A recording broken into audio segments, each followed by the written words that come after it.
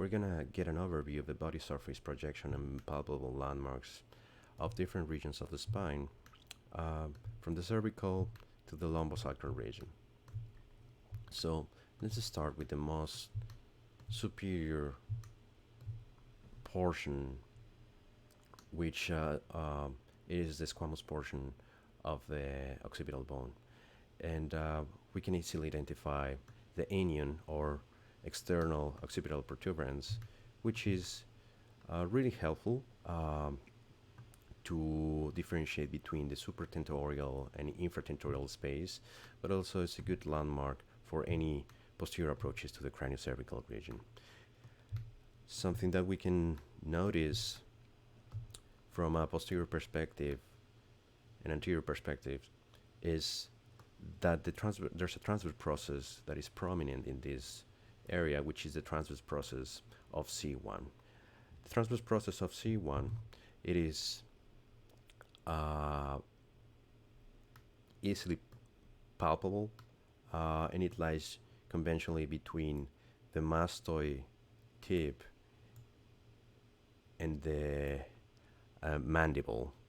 It lies at a midpoint between these two structures, and of course it is a place just lateral to the vertebral artery, the horizontal portion of the vertebral artery.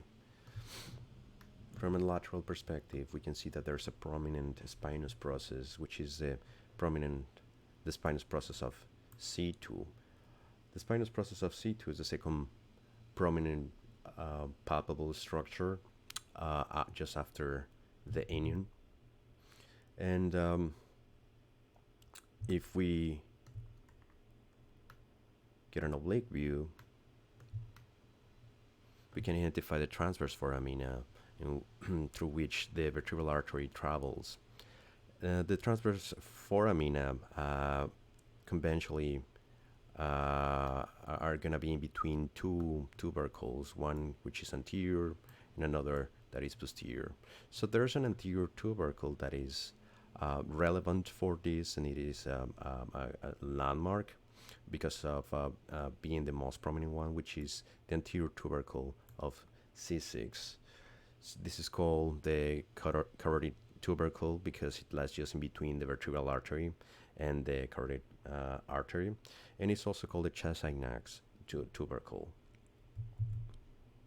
So now moving inferiorly,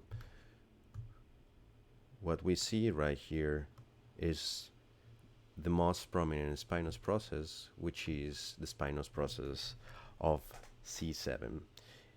In about 75% of the population, this is the most prominent one, but there could be some individuals in which the spinous process of C6 or T1 is going to be the most prominent one. So it is not always a rule.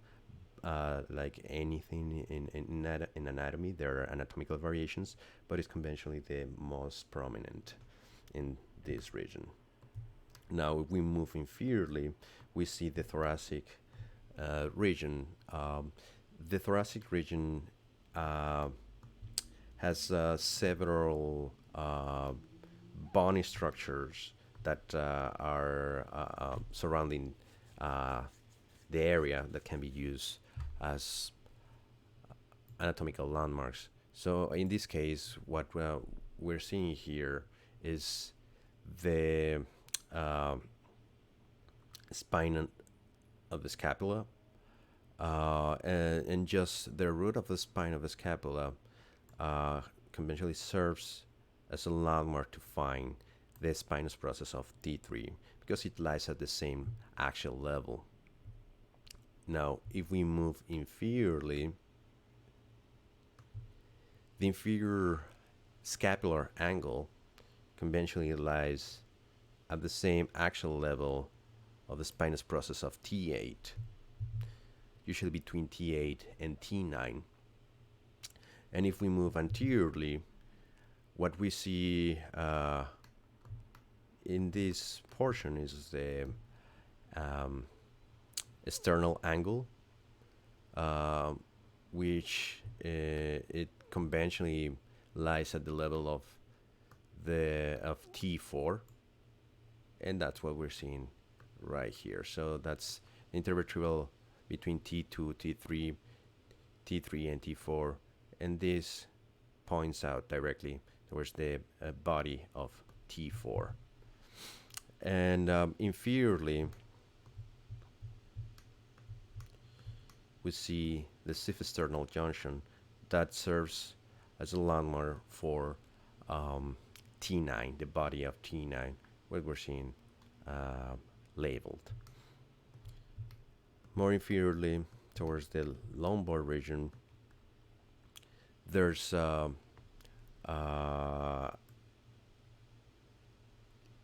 umbilicus conventionally lies at that level, at the same actual level of L3, but of course there's some body types and even weight that can modify this landmark, so it's not a very reliable one. Now, moving towards a posterior view, we see that there's an angle here that helps to identify T12, and that's the costovertebral angle, which is basically the junction between the most inferior rib and the body of T12. So that is called the costovertebral angle. Now, moving inferior towards the lumbar region, what we're seeing in this region is one of the most common landmarks used in spine anatomy, which is the supracrystal line. This is again a very basic line that runs horizontally just superior to the superior margin of the iliac crest that are just right here. So it is historically known as a landmark for the spinous process of L4, but that's not always the rule. And actually, in 75% of the patients or the individuals, it lies at the level of L3 and L4, basically at the same actual level of an intervertebral disc. So that's, again, there are anatomical variations. Sometimes this supracrystal level is going to lie either posteriorly, superiorly at between L2 and L3, or inferiorly between L4 and L5. About the spinous processes of the lumbar spine, it is conventionally they're conventionally hard to palpate, and mostly for the most inferior approaches, meaning L4 and L5, because they're shorter than the rest of the spinous processes. More inferiorly, we see that it actually lies the most posterior projection of the spine, and that's gonna be it's gonna be characterized for by a couple of crests, being the most prominent ones, the median crests that are just at the midline.